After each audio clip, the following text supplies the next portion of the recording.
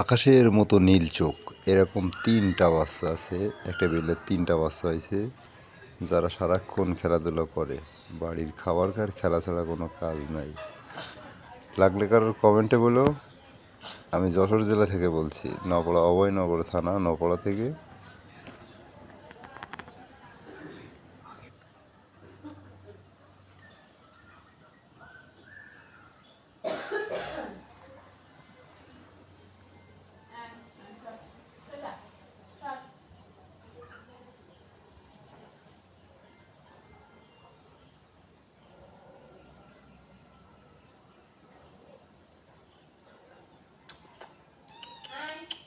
Bye.